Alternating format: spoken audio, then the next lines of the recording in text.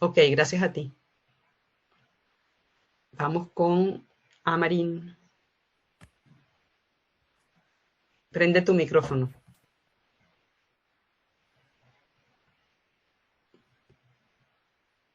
¿Me oyes? Sí, te oigo. Hola, ¿qué tal? Buenas tardes. Muy buenas. Bueno, encantado de conocerte a ti y a todos los demás que están participando. Yo es la primera Muy, vez que intervengo contigo. Y bueno, gracias y bienvenido. quería comentarte un poco, porque yo llevo en este tema de la no dualidad pues bastantes años, pero siempre desde un punto de vista yo pensaba que esto, la aproximación no tenía por qué ser más allá a través de la vía intelectual, de leer libros, de investigar el tema filosóficamente, esa aproximación intelectual, ¿no? No había asistido a satsang, no había asistido a reuniones de este tipo hasta hace aproximadamente un año o así, que empecé a asistir a algunas, porque ya me di cuenta que había algo más aparte de la lectura de libros y de los maestros y de tal, que había que participar en este tipo de actividades, pues aporta algo más añadido aparte del conocimiento intelectual, ¿no? Entonces, lo que te quería preguntar, yo creo que la mayoría de la gente que está en este tema lo hace por dos razones.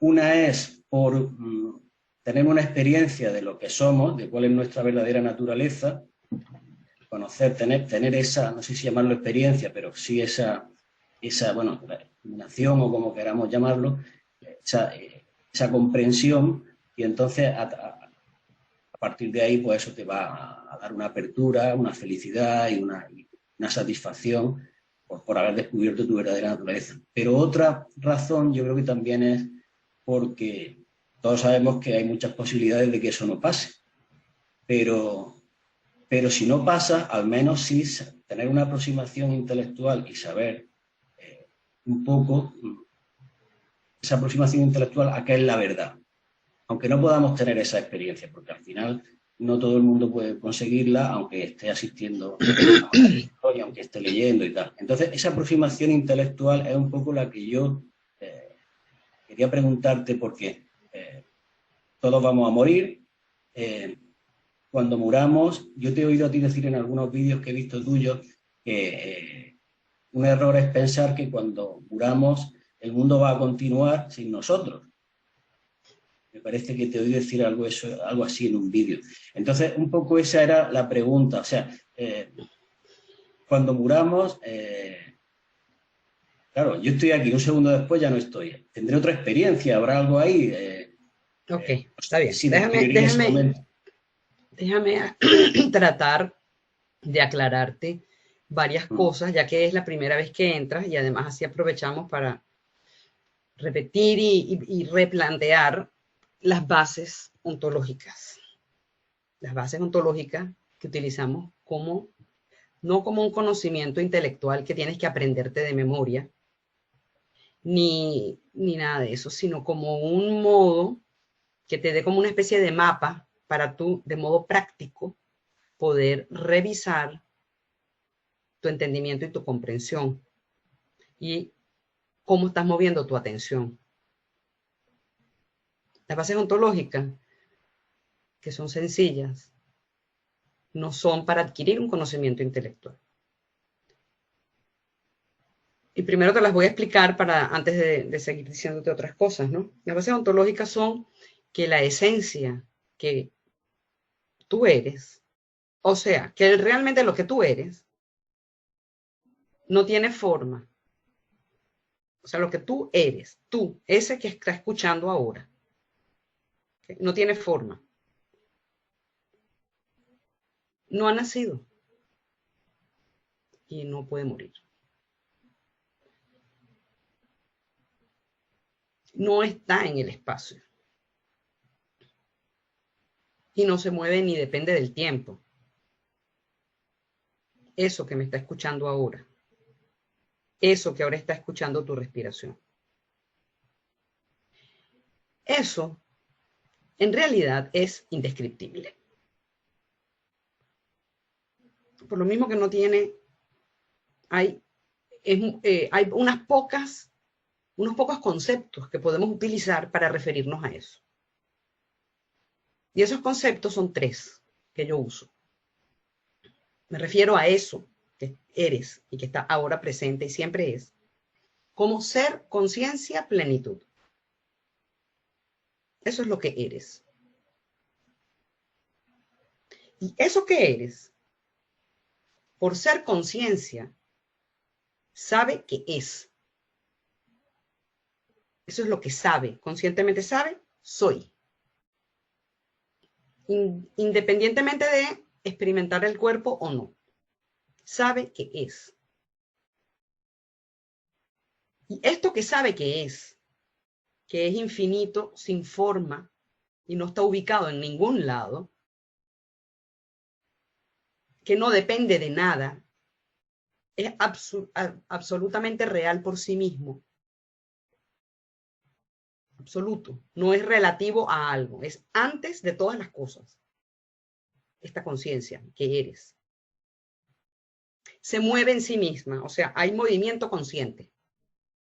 Cuando me refiero a movimiento consciente, no me refiero a lo que asumimos como un movimiento mental, ¿verdad? Y uno ve una caricatura dibujada, un muñequito, y entonces está pensando y sale un globito de la cabeza, y se escribe algo dentro, y está pensando, como que si el pensamiento surgiera de la cabeza. No. Esta conciencia que no está ubicada, obviamente no está ubicada en el cuerpo. Pero esta conciencia que te acabo de describir, ser conciencia, plenitud, sin forma, etcétera, pero quiero que lo tengas bien claro. Por ser conciencia, es consciente de cuerpo y mundo, es decir, del movimiento energético material, que llamamos materia, es consciente, y es su propio movimiento, eso es una función consciente de esta conciencia esencial. Uno de sus movimientos es cuerpo y mundo, como materia, como energía que se aprecia como materia, como lo físico, el fenómeno físico. Otro movimiento es la actividad mental, es decir, el pensamiento. El pensamiento es algo que no es físico, no se puede tocar y no está ubicado en ningún lado sino en la conciencia. Y es concepción, conceptos, se concibe las cosas y se les pone nombre. Es una cosa muy abstracta que la conciencia hace, el pensamiento. Y el tercer movimiento es el sentir, la emoción, que no es pensar y no es la percepción física del cuerpo ni del mundo. La percepción sensorial, perdón. Es la emoción, sentir. Por tanto, cuerpo, mente y emociones son las 3 ventanas que ser conciencia plenitud utiliza para asomarse al mundo. Esto son las bases ontológicas. Y lo que tú realmente eres, ser conciencia plenitud. Pero experimentas cuerpo y mundo, mente y emociones debido al movimiento que hay en eso que eres. Como esto no tiene nacimiento ni muerte, no podemos hablar de que muere. Como esto no está dentro del mundo, no podemos hablar de que cuando muere el mundo sí queda o no queda. Entonces esto es una investigación, que no es una investigación intelectual, es una investigación que se hace con la atención, porque lo que hay que hacer es redescubrir eso que tú eres, notarlo conscientemente, ser consciente de sí mismo, de ti, de eso, no del cuerpo ya eres consciente, pero se te ha olvidado lo que realmente eres. ¿Ok? ¿Por qué pasa eso? ¿Por qué se nos olvida lo que uno realmente es, aparentemente? Cuando surge este movimiento en la conciencia que llamamos cuerpo y que surge simultáneamente con el mundo, hay una sensación y una percepción como si uno estuviera ubicado en el cuerpo viendo el mundo. Y esto es algo que la conciencia genera precisamente para poder experimentar el mundo y el universo. Hace falta un punto de referencia para poder experimentar las cosas. Entonces, esta conciencia que es puro saber, puro conocer, puro percibir, se subjetiviza, se hace aparentemente sujeto y se localiza. Es una apariencia, por eso es que se llama ilusión. Es una apariencia, parece que se localiza este sujeto para poder tener experiencia de los objetos. Entonces aparece la relación sujeto-objeto en la conciencia. En esta conciencia sin forma, original, absoluta, siempre presente, indispensable para la existencia de un sujeto o de esta experiencia sujeto-objeto. Entonces, la experiencia del mundo, de esta vida, de lo que llamamos nuestra vida, se hace posible, esa experiencia se hace posible debido a eso, a que hay una aparente centralización, ubicación, localización como cuerpo. Y se genera una ilusión muy fuerte. Cuando la mente empieza a funcionar y a elaborar conceptos y a explicar la existencia, la primera existencia que trata de explicar es a sí mismo, a uno mismo.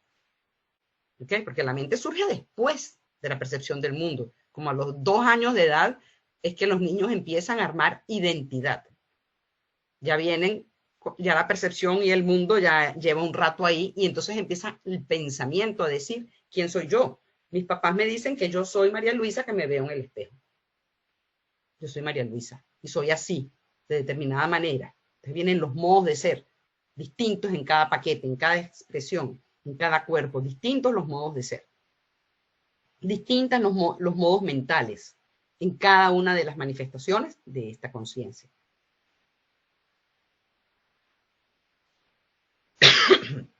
Entonces la mente me asocia, sé que soy, y el pensamiento me asocia con el cuerpo. Y sostengo esta idea como un filtro, como si fueran unos lentes que me pongo para percibir la vida, y los lentes son, yo soy el cuerpo, y ahí está ocurriendo la vida y me pasan cosas.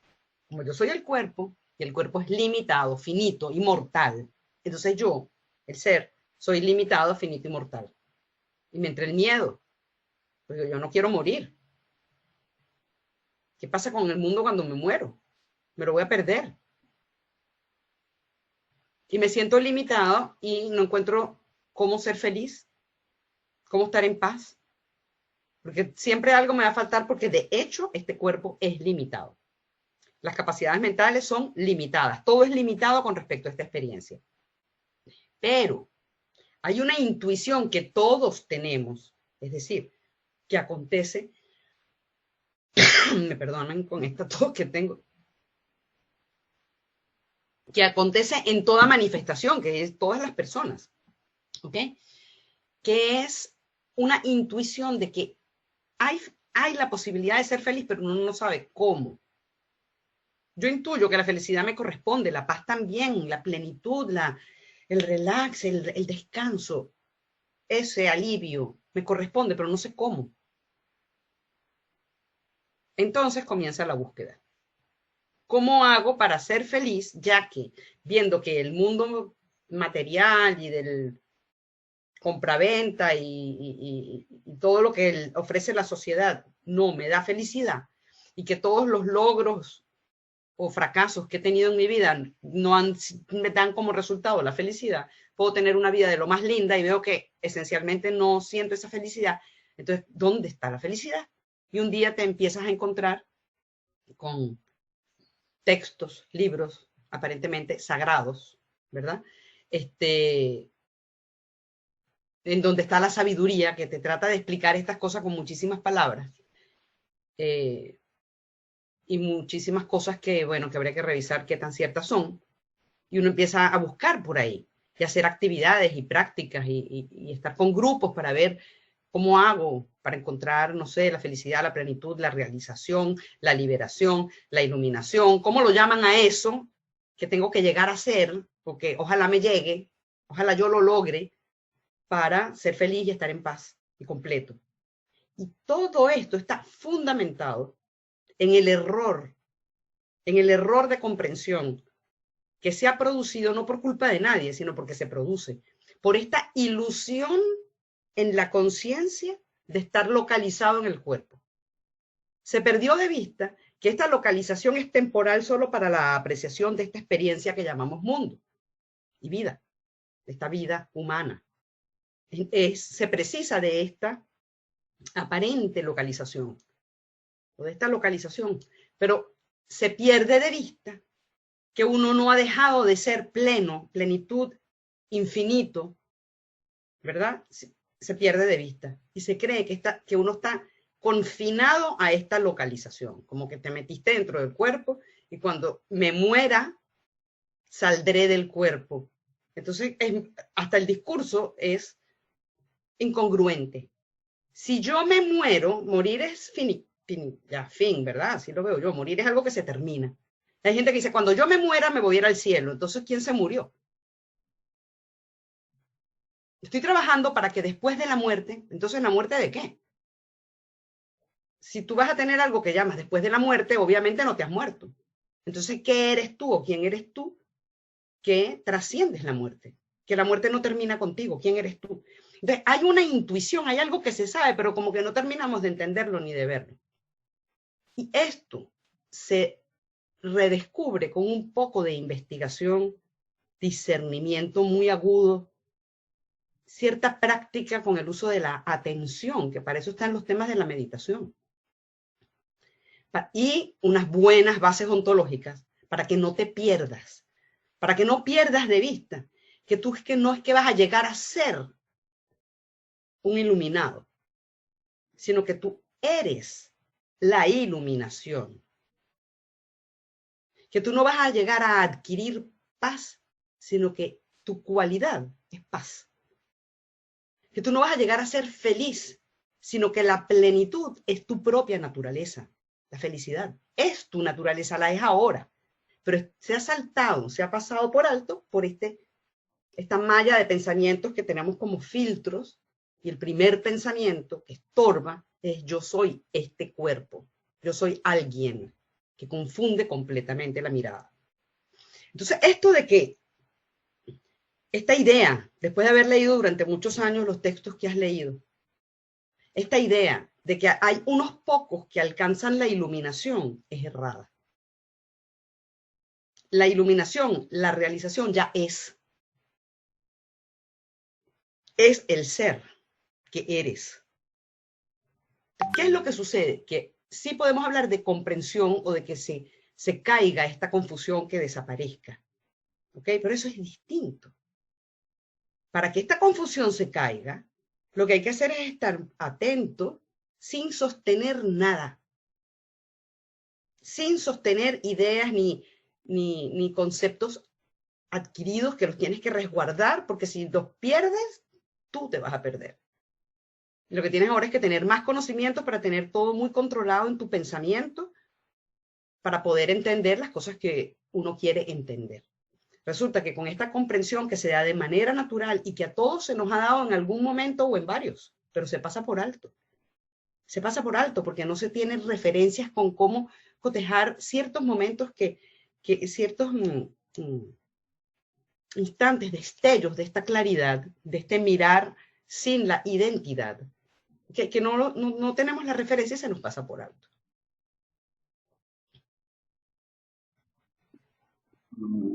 Se me queda muy claro todo lo que me has explicado. Te quería comentar,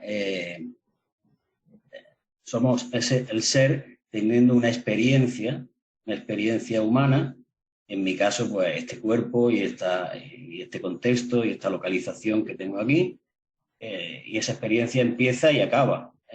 Esa experiencia humana va a terminar. Como toda experiencia. Claro, entonces mi pregunta es, ¿el ser que somos, su naturaleza es hacer esto de forma recurrente o eso se hace una vez nada más? Ya. Porque parece como que vamos, digamos, de adentro es que mira, de la manifestación, o sea, de lo no manifiesto a lo manifiesto, luego se vuelve. El ser que es, no que somos. Sí. El ser que soy desde este punto de vista, y tú desde allá dices, el ser que soy. Ambos es el ser que soy. Ese ser que soy está experimentando la vida como María Luisa y como, ¿cuál es tu nombre? Amarín. ¿Perdón? Antonio. Antonio. está experimentando simultáneamente la vida como María Luisa y como Antonio. Y como todos los que están aquí presentes y como todos los seres humanos que puedas tener conciencia ahora, antes o después. Está teniendo todas esas experiencias, pero es que no solo eso, las está teniendo como cada animal, como cada bacteria, como cada entidad, como cada entidad, no es que se está limitando a la entidad, como cada entidad sensible que tiene capacidad de percepción de algún tipo. Eso es el ser que está experimentando y se está manifestando simultáneamente. El mismo ser que soy.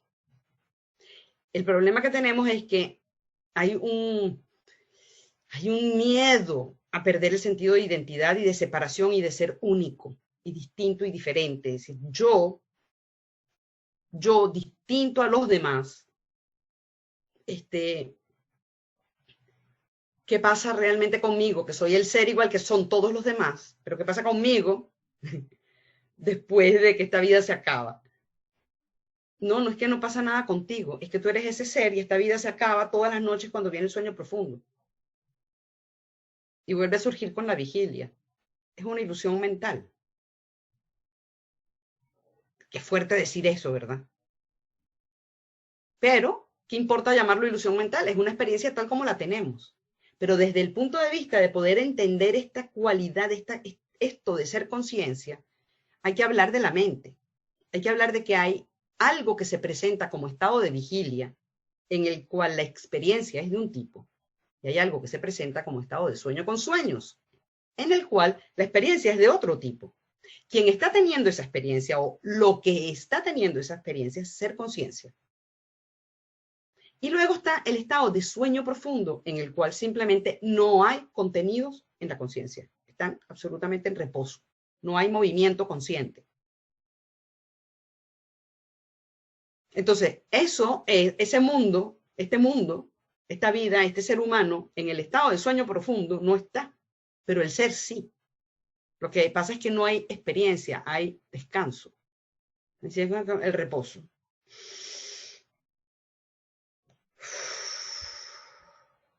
Como la respiración.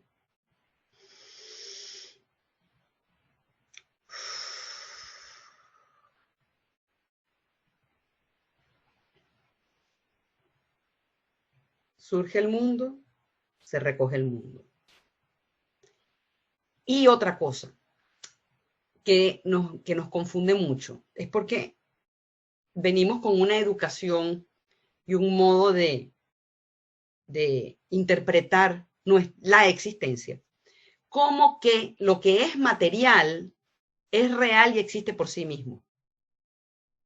Y si nosotros hablamos o suponemos que el mundo, es decir, el planeta Tierra y el cosmos, es decir, todo lo demás, son de naturaleza material, que cuando este cuerpo muera, eso va a existir por sí solo, y yo, que ya no voy a tener cuerpo, sea yo el cuerpo o no sea el cuerpo, sea un alma o una esencia o una entidad etérea, ¿qué va a pasar conmigo?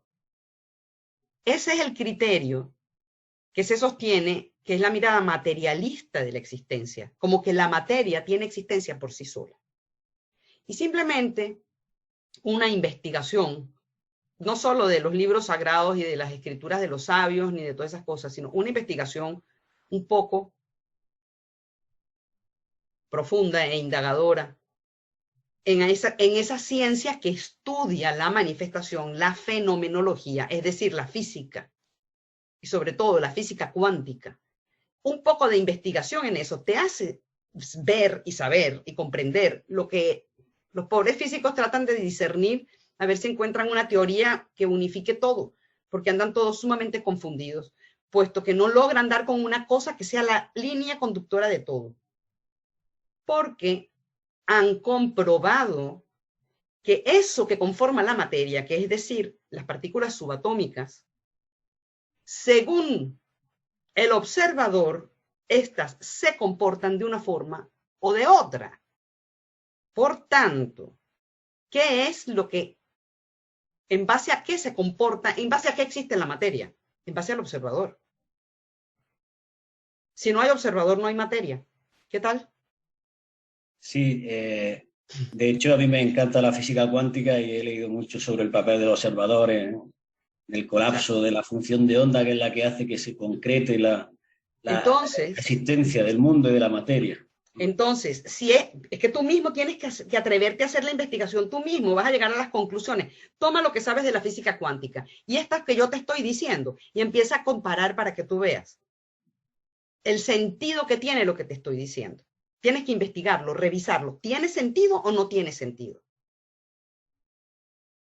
Es de acuerdo a esto que es consciente, que se presenta como observador, es decir, como ese sujeto que observa el mundo, es que viene a existir el mundo.